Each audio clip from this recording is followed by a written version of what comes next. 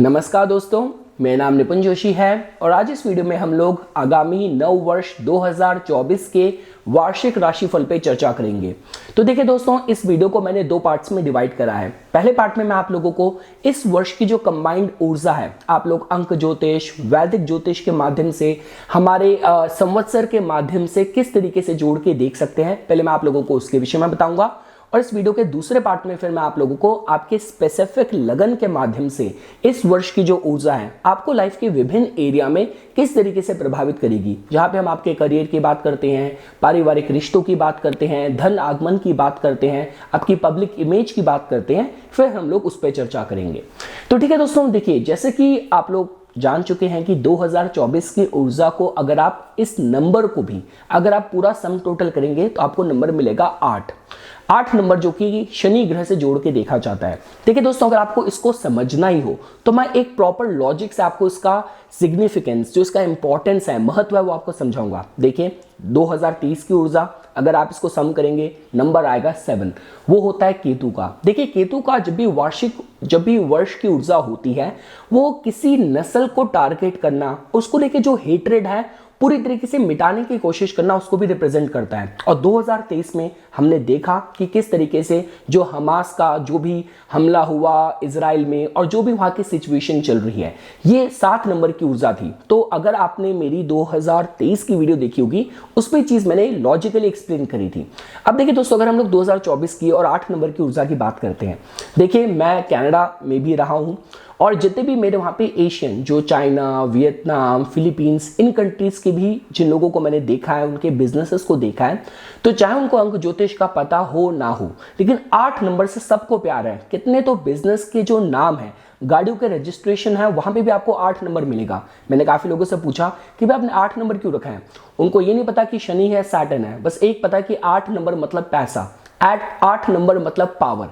तो कहने का मतलब यह है कि देखिए जब भी हम लोग 8 नंबर की बात करते हैं, इस वार्षिक राशिफल के माध्यम से मैं आपको बता रहा हूं, तो वहां पे शनि की प्रधानता आती है, जहां पे वो आपकी मेहनत को, आपकी निष्ठा को, आपकी ईमानदारी को बहुत ही रिवॉर्ड करते हैं, उसके आपको अच्छे फल देते हैं। देखिए इस वर्ष की जो ऊर्जा है इस माध्यम से भी अच्छी है कि देखिए अगर हम लोग किसी तरीके के आपके लॉ सूट चल रहे हैं, वहां पे आपको कोई जस्टिस नहीं मिला है, आप अपने बिजनेस को बड़ा करना चाह रहे हैं, आप जिस भी फील्ड में ऑपरेट कर रहे हैं, आप उसको एक फ्रेंचाइजी मॉडल में कन्वर्ट करना चाह रहे हैं, स्केल अप करना चाह रहे हैं और एम्प्लॉइज हायर करना चाहते हैं, इस वर्ष की ऊर्जा आपको सपोर्ट करेगी। और साथ ही साथ देखिए दोस्तों, जैसे मैं संवत्सर के माध्यम से भी बता रहा था, हमारे चैत्र शुक्ल प्रतिपदा के माध्यम से, तो इस वर्ष का जो राजा है वो भी मंगल ग्रह है। तो जब भी देखिए मंगल और शनि की जब ऊर्जा कंबाइंड होती है, तो जो लोग इंजीनियरिंग की फील्ड से जुड़े हैं, टेक्नोलॉजी की फील्ड से जुड़े हैं, वो भी बहुत ज्यादा लाभान्वित होते हैं। तो आप इस तरीके से भी देख सकते हैं कि ये जो वर्ष की ऊर्जा रहने वाली है, आप जो भी इंजीनियरिंग फील्ड में भी कुछ नए जो फाउंडेशन, नींव डलती आपको पता चलेगी। जैसे कि हो सकता है चाहे आप हाइपर लूप की बात करें, आर्टिफिशियल इंटेलिजेंस में और नई कुछ मतलब अपडेट आए हम लोगों को जो कि बिल्कुल ही हैरान कर दे। तो इस तरीके की इस वर्ष की ऊर्जा रहने वाली है। तो ओवरऑल ग्रोथ के माध्यम से बात करी जाए, धन आगमन के माध्यम से बात करी जाए, इस वर्ष की ऊर्जा बहुत ज्यादा सपोर्टिव है। इसके साथ साथ देखिए दोस्तों, अगर आप लोग इसको सिर्फ वैदिक ज्योतिष के माध्यम से समझें, जहां पे हम लोग जो स्लो मूविंग प्लैनेट्स हैं उनके गोचर पे ज्यादा ध्यान देते हैं, तो देखिए ये पूरे वर्ष शनि ग्रह अपनी स्वयं की मूल त्रिकोण राशि कुंभ में ही गोचर करेंगे। तो मतलब वर्ष की ऊर्जा में तो शनि ग्रह का समावेश आ रहा है, साथ साथ जो वैदिक ज्योतिष के माध्यम से भी देखा जाए, शनि ग्रह इस वर्ष बहुत ज्यादा सशक्त रहने वाले हैं। तो चाहे आप कोई समाज सेवा का काम करते हैं, आपकी कोई पॉलिटिकल एस्पिरेशन है, आप मतलब आयरन, कोल, माइनिंग इंडस्ट्री से जुड़े हैं, तो आप लोगों के लिए वर्ष की ऊर्जा बहुत अच्छी रह सकती है। इसके बाद देखिए दोस्तों, अगर आप बृहस्पति की बात करें, जो कि हमारे जीवन में जो भी शुभ कार्य होते हैं, मांगलिक कार्य होते हैं, वो बृहस्पति से जोड़ के देखे जाते हैं। तो देखिए 2030 की ऊर्जा थोड़ी सी विभिन्न थी, क्योंकि इस वर्ष क्या हुआ, आधे समय तो जो बृहस्पति ग्रह थे उनकी युति राहु से रही। तो बृहस्पति ग्रह जो कि मेष में आपको अच्छे फल दे सकते थे, पर वो थोड़े से हेल्पलेस थे कि जहां पे वो रिजल्ट नहीं दे पाए। तो अगर आप बात करते हैं 2024 की, तो ऑब्वियसली देखिए राहु तो ऑलरेडी राशि परिवर्तन कर चुका है। तो अप्रैल के एंड तक बृहस्पति ग्रह जो कि मेष में गोचर कर रहे होंगे, और मैंने मेष का बृहस्पति का गोचर ऐसा कहा है कि जहां पे बहुत भाग्यशाली जीवन में शुरुआत होती है। तो अप्रैल तक का जो टाइम है बृहस्पति ग्रह आपको ऐसे समर्थन दे रहे होंगे, और मई 1 ऑनवर्ड्स, मई 1 के बाद rest of the year Brihaspati ग्रह शुक्र ग्रह की वृषभ राशि में रहेंगे। अब देखिए दोस्तों, वैसे तो बृहस्पति ग्रह बुध को, शुक्र को मतलब अपने मित्र की तरह नहीं देखते, लेकिन अगर आप देखेंगे जो आकाश में जो भी घटनाएं हो रही हैं वो धन आगमन के हिसाब से बहुत अच्छी है। कि देखिए अगर हम काल पुरुष कुंडली की भी बात करते हैं, जो कुंभ राशि है वो काल पुरुष कुंडली के एकादश भाव लाभ भाव को बताती है, वहां पे शनि ग्रह सशक्त है। जो वृषभ राशि है वो कालपुरुष कुंडली में आपके धन को, आपकी सेविंग को, अपॉर्चुनिटीज को बताती हैं। वहां पे बृहस्पति ग्रह जो कि अपने में फाइनेंस, अपॉर्चुनिटीज और आपके भाग्य के कारक हैं, वहां पे वो सशक्त रहेंगे। तो इसका मतलब कि इस वर्ष जो गोचर में जो ऊर्जा है वो बहुत ज्यादा फेवरेबल रहने वाली है। और देखिए दोस्तों, जब बृहस्पति ग्रह किसी राशि में कमजोर होते हैं, फर्क सिर्फ इतना आ जाता है कि वैसे बृहस्पति ग्रह जो कि सिद्धांतों को रिप्रेजेंट करते हैं, अगर बृहस्पति ग्रह इन राशियों में होते हैं तो जातक कुछ भी करने को, साम दाम दंड भेद, उसको अपना उद्देश्य पूरा करना है। अब चूंकि वृषभ जो कि धन की राशि है, तो धन प्राप्ति के लिए जातक बहुत ज्यादा मोटिवेटेड हो जाता है, चाहे उसे थोड़ा बहुत अपने सिद्धांतों पे कॉम्प्रोमाइज भी करना पड़े। तो इसका मतलब यह है कि अगले वर्ष की जो ऊर्जा है बृहस्पति की भी बहुत ज्यादा आपके लिए सपोर्टिव है। मैंने आपको बताया दोस्तों, देखिए हुआ क्या था, जब बृहस्पति ग्रह मेष में थे 2023 में, राहु से युति थी, शनि ग्रह की भी दृष्टि थी, तो बृहस्पति ग्रह पूरी तरीके से अपने वेग में आपको फल नहीं दे पाए। तो अप्रैल तक शनि की दृष्टि तो देखेगी, लेकिन राहु से उनका पीछा छूट गया है। अब देखिए दोस्तों, हम लोग बात करते हैं नोट्स की, राहु और केतु की। तो देखिए दोस्तों, अगर आप देखेंगे तो राहु का जो गोचर है इस वर्ष वो रहेगा मीन राशि में। तो देखिए, अगर आपकी कोई भी एस्पिरेशन, अगर आपको विदेश में लेके जाना चाहती है, आप अध्यात्म में कुछ करना चाहते हैं, साइंटिफिक फील्ड्स में कुछ करना चाहते हैं, तो यहाँ पे आपको फोकस मिलेगा, यहाँ पे आपको ग्रोथ मिलेगी, यहाँ पे आपको अपॉर्चुनिटीज मिलेगी। लेकिन हाँ, एक बात है कि अगर आप मेहनत कम करना चाहते हैं, शॉर्टकट लेना चाहते हैं, या कोई भी आपकी सीक्रेटिव इस तरीके की एक्टिविटीज है, देखिए अगर आप वो देश के लिए कर रहे हैं, आपका प्रोफेशन ही ऐसा है कि आपको सीक्रेटिव कोवर्ट एक्टिविटीज का पार्ट होना है, तो ठीक है। लेकिन अगर आपकी जो आदत है स्कैम करना, किसी को फंसाना, तो दोनों तरीके से देखिए आपको प्रभावित कर सकती है। चाहे आप विक्टिम की तरह बात करें, आप बहुत जल्दी किसी भी स्कैम के शिकार हो सकते हैं।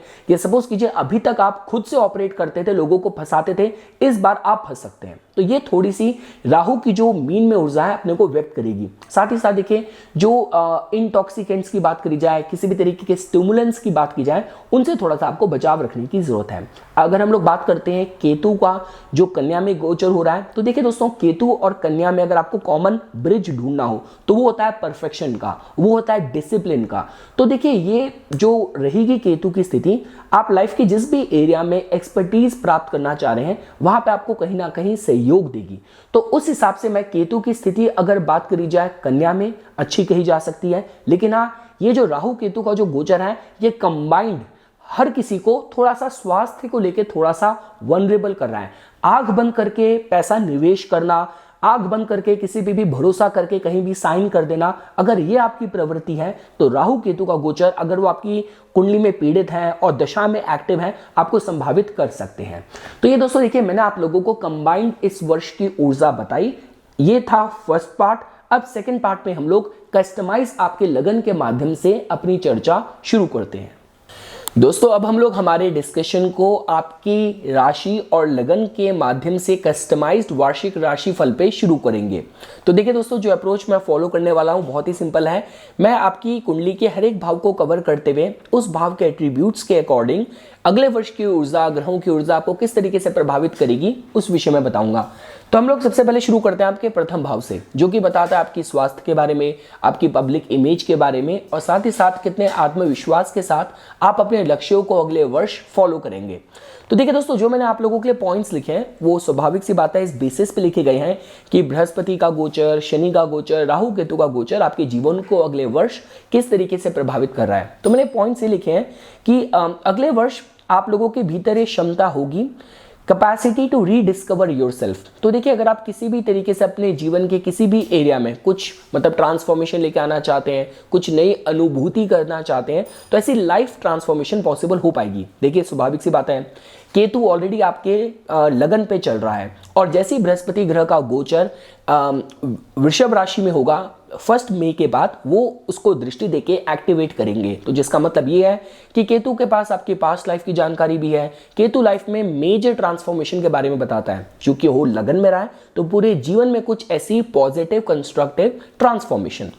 इसके साथ साथ देखिए दोस्तों, किसी भी कॉम्पिटिटिव सिचुएशन में सफलता पाने के हिसाब से अगले वर्ष की ऊर्जा आप लोगों के लिए बहुत अच्छी है। आपको पता ही है कि शनि ग्रह का जो गोचर है पूरे वर्ष आपके 6ठे भाव में ही रहेगा, और साथ ही साथ लाइफ में जैसे हम बोलते हैं कि being led by right circumstances people and examples. तो इसका कहने का मतलब ये है दोस्तों कि देखिए, जैसे बृहस्पति ग्रह जो कि अपने में आपके सिद्धांतों के बारे में, अच्छी सोच के बारे में, सही गाइडेंस को रिप्रेजेंट करते हैं, जैसे वो आपके नवम स्थान में प्रवेश करेंगे तो सही तरीके के लोग, सही तरीके की परिस्थितियां आपको गाइड करेंगी अगले वर्ष।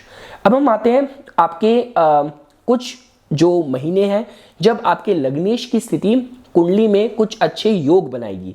तो देखिए दोस्तों, जो मार्च का महीना है, मार्च के महीने में आपके लग्नेश की शनि से युति होगी 6ठे भाव में। तो उस दौरान अगर आपको कोई कॉम्पिटिटिव एग्जाम लिखना है, कहीं आपको क्रेडिट और लोन अप्रूवल की सिचुएशन है, आपको लिए सहायक रहेगा। जो जून का महीना है, तो जून के महीने में आपके लग्नेश की युति बृहस्पति से रहेगी। तो जिसका मतलब ये है कि वो आपके नवम स्थान और दशम भाव से प्रवेश कर रहे होंगे। तो इसका मतलब ये हो गया कि हायर स्टडीज के कंसर्न है, वीजा इमिग्रेशन के कंसर्न है, व्यापार में, बिजनेस में कुछ आपको पद प्रतिष्ठा प्रमोशन के कंसर्न है। तो ये महीना आप लोगों के लिए, जून का महीना आप लोगों के लिए फेवरेबल रहेगा। इसके साथ साथ देखिए दोस्तों, अगर हम बात करते हैं अक्टूबर के महीने की, तब आपके जो लग्नेश है उनका गोचर लगन में ही रहेगा। तो जिसका मतलब ये होता है कि अगर आप किसी भी तरीके से पब्लिक स्पीकिंग की फील्ड में है तो आप लोगों के लिए ये महीना भी काफी ज्यादा फेवरेबल रह सकता है। अब हम आते हैं दोस्तों आपके सेकेंड हाउस में, जो कि बताता है आपकी वाणी के बारे में, कुटुंब जनों से कितना आपको सहयोग मिलेगा, आपके धन के विषय में।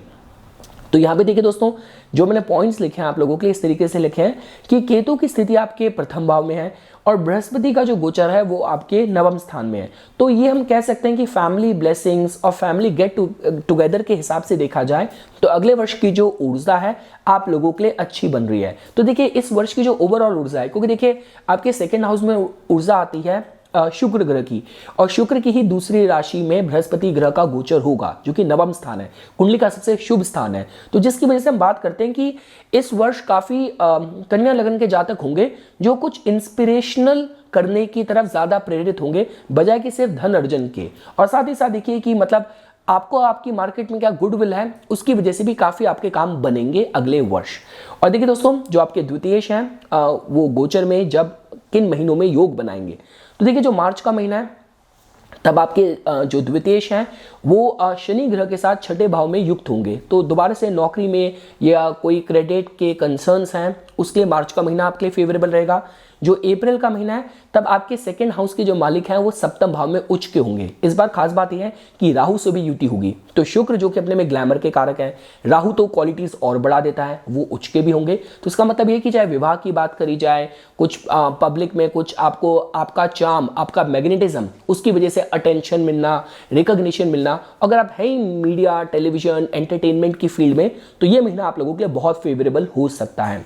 और जून का जो महीना है उसमें आपके सेकेंड हाउस के जो मालिक हैं उनकी युति होगी बृहस्पति के साथ नवम स्थान में, मतलब जहां पे आपकी अपनी स्वयं की शुक्र की ही राशि है। तो ये भी जो जून का महीना है, जो विदेश यात्राएं हैं काफी फेवरेबल होंगी। और अगर आपको कोई हायर स्टडीज का कोई मतलब एग्जाम वगैरह देना है, कॉलेज से ऑन कैंपस प्लेसमेंट लेनी है, तो ये महीना भी आपके लिए काफी फेवरेबल रहेगा। हम लोग आगे बढ़ते हैं। ठीक है, जब हम आपके तृतीय भाव की बात करते हैं जो कि बताता है आपके बल, पराक्रम, समाज में कितना आपको सहयोग मिलता है, भाई मित्रों से आपकी क्या किस तरीके की बॉन्डिंग है।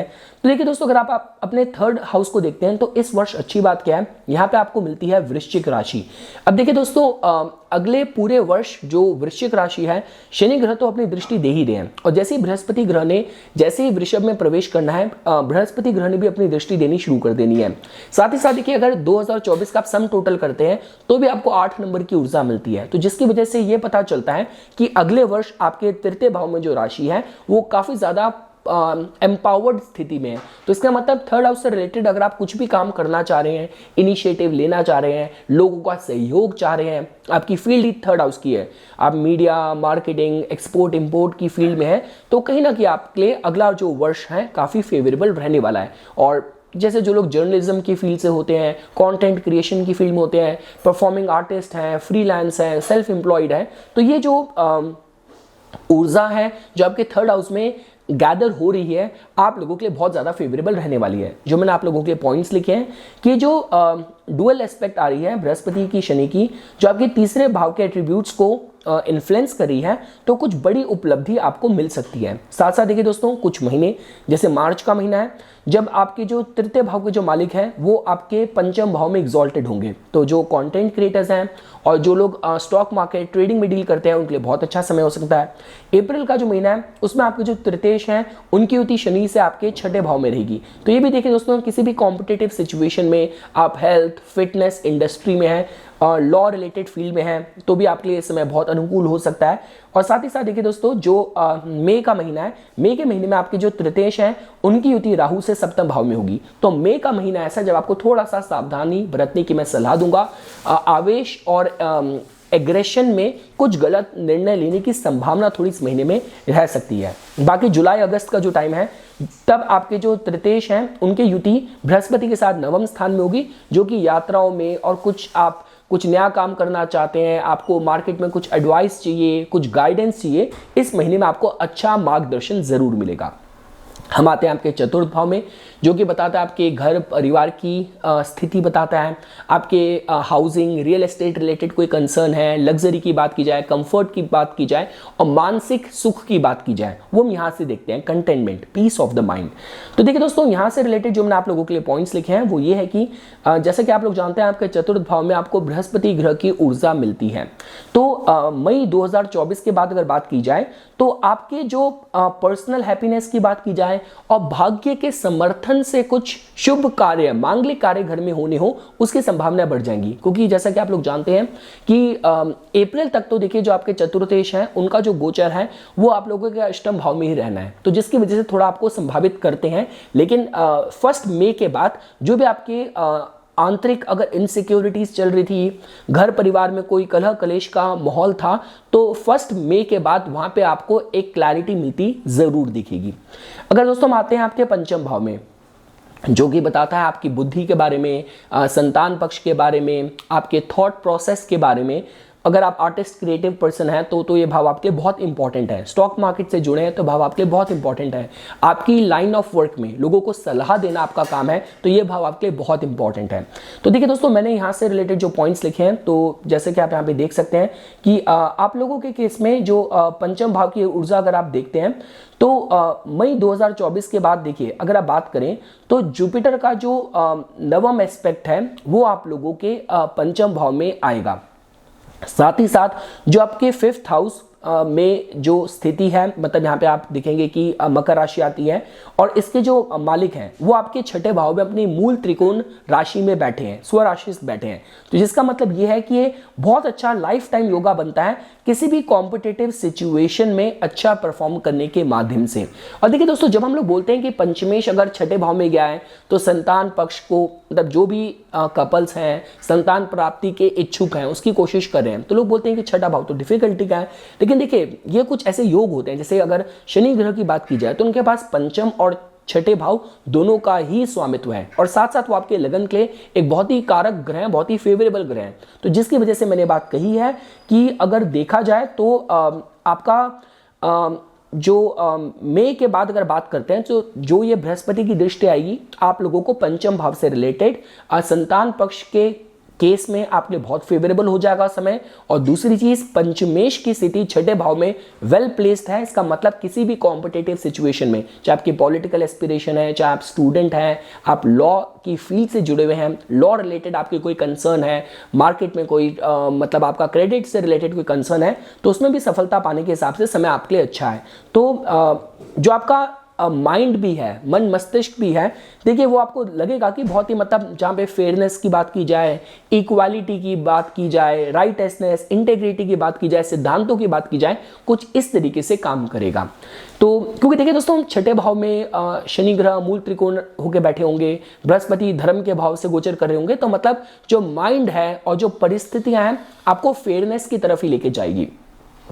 इसके बाद दोस्तों देखिए हम आते हैं आपके छठे भाव में। तो छठे भाव में जैसा कि आप देख ही रहे हैं कि मतलब जो आपकी डेली लाइफ है, देखिए शनि ग्रह सम्मान के कारक क्यों होते हैं? शनि ग्रह मासस को कंट्रोल करते हैं और शनि ग्रह अपने संघर्ष से लोगों को प्रेरणा देते हैं। तो जिस वजह से मैंने आप लोगों के लिए छठे भाव से रिलेटेड पॉइंट्स लिखे हैं कि ये जो वर्ष है आपको ये मौका देगा कि आप अपने प्रयत्नों से, अपने संघर्ष से अपने जीवन को परिवर्तित कर सकते हैं और लोगों के लिए भी प्रेरणा का स्रोत बन सकते हैं। साथ ही साथ देखिए दोस्तों कि आपकी जो वर्क एथिक्स है वो कहीं ना कहीं मतलब कि आप और लोगों को भी इंस्पायर करेंगे, प्रेरणा देंगे अपने जो वर्क एथिक्स की वजह से, अपने अनुशासन की वजह से।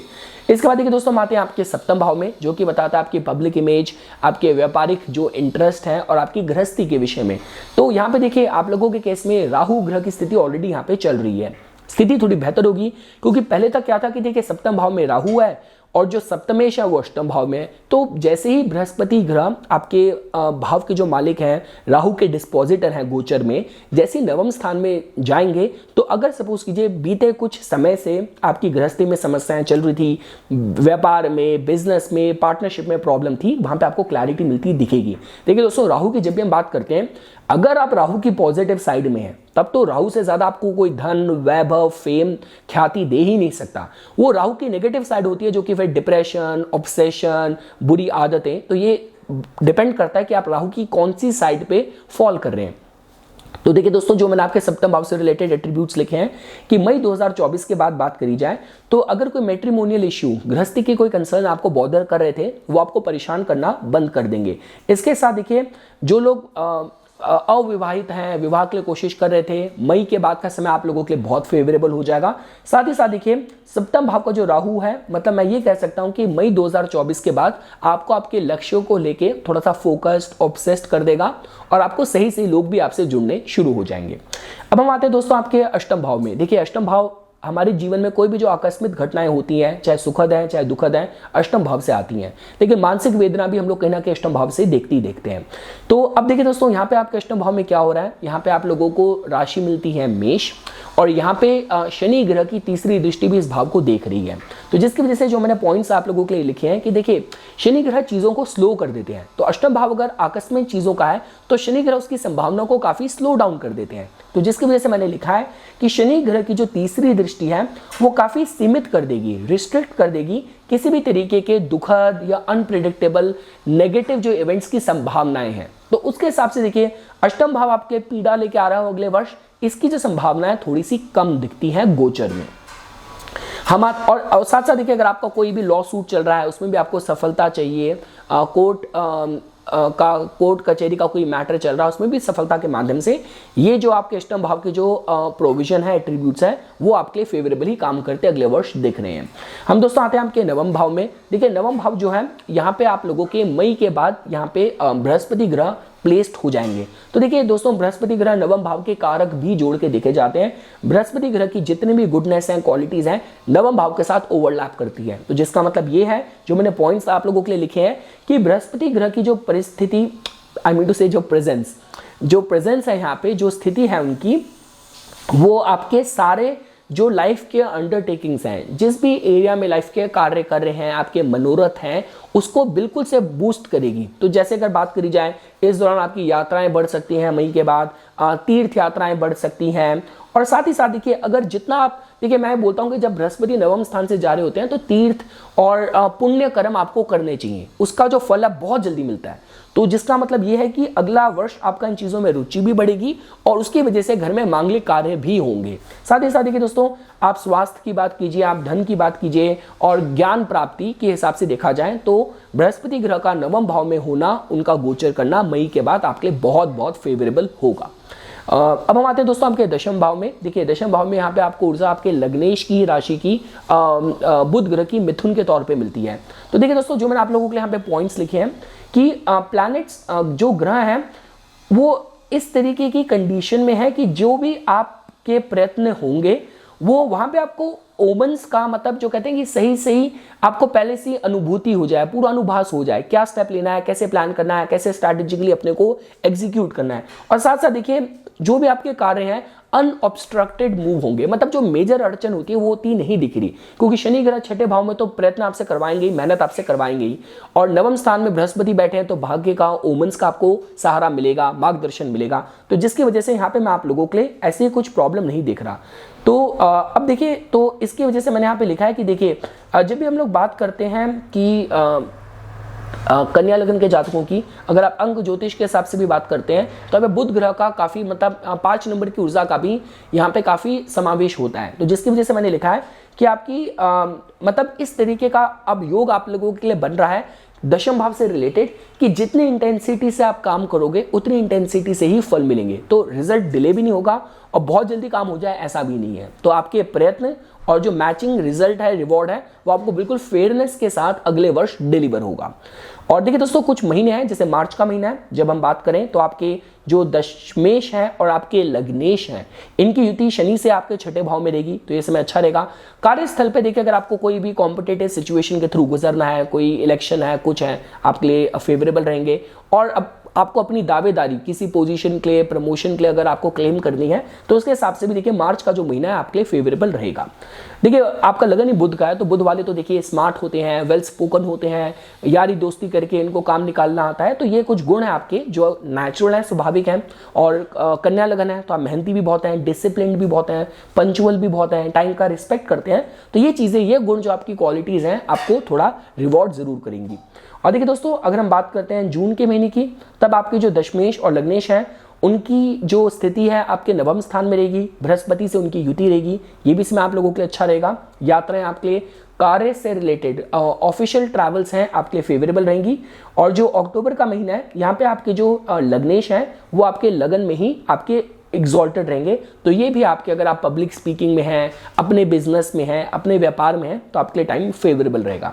अब हम आते हैं दोस्तों आपके एकादश भाव में। एकादश भाव जो कि आपकी इच्छा पूर्ति का, आपकी नेटवर्किंग के विषय में बताता है, किन संस्थाओं, किन ग्रुप से आपके कनेक्शंस हैं। तो देखिए दोस्तों, आपके 11वें भाव से रिलेटेड जो मैंने फल लिखे हैं वो लिखे हैं कि ये जो वर्ष की आप लोगों के लिए ऊर्जा है, थोड़ा सा आपके जो भी काम है अनइंटरप्टेड होंगे, बिना किसी ऑब्स्ट्रक्शन के होंगे। साथ ही साथ जो भी आपकी कन्विक्शन है किसी चीज को करने की, मतलब कितने आत्मविश्वास, कितने ड्राइव के साथ आप अपने लक्ष्यों को फॉलो कर रहे हैं, तो उसका आपको देखिए रिजल्ट भी मिलेगा। साथ ही साथ देखिए लाइक माइंडेड और रेलिवेंट पीपल ही आप लोगों के जीवन में अगले वर्ष आएंगे, जो कि आपको गाइड सही दिशा में करेंगे। तो ये दोस्तों मैं आप लोगों के एकादश भाव से रिलेटेड फल देख रहा हूं।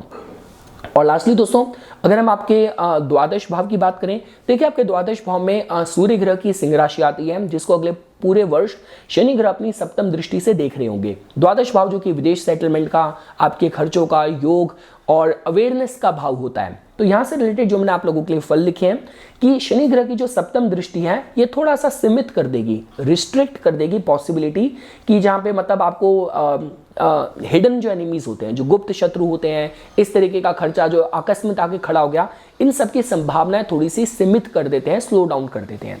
और देखिए दोस्तों, जो अप्रैल मिड है, अप्रैल मिड के बाद जो आपके द्वादशेश हैं, जो कि आपके बनते हैं सूर्य ग्रह, वो आपके उच्च के होंगे, जो कि वो होंगे आपके केस में अष्टम भाव में। तो अगर आप किसी भी तरीके से गुप्त विद्याओं से, रिसर्च, एक्सप्लोरेशन से जुड़े हैं, आपके लिए समय अनुकूल हो सकता है। और मिड अगस्त के बाद बात करी जाए तो सूर्य ग्रह आपके 12th हाउस में स्वराशिस्थ होंगे, तो वो भी एक अच्छा समय होगा अगर आपकी जो एस्पिरेशन है, कार्य रिलेटेड, पर्सनल एस्पिरेशन आपकी विदेश से जुड़ी हुई है। तो ये कुछ बातें थी दोस्तों जो आज मैं इस वीडियो में आप लोगों के सामने प्रस्तुत करना चाहता था। इसी तरीके की वीडियोस की समय समय पर अपडेट प्राप्त करने के लिए कृपया करके मेरा यूट्यूब चैनल सब्सक्राइब कीजिए और मेरा फेसबुक और इंस्टाग्राम अकाउंट फॉलो कीजिए। धन्यवाद।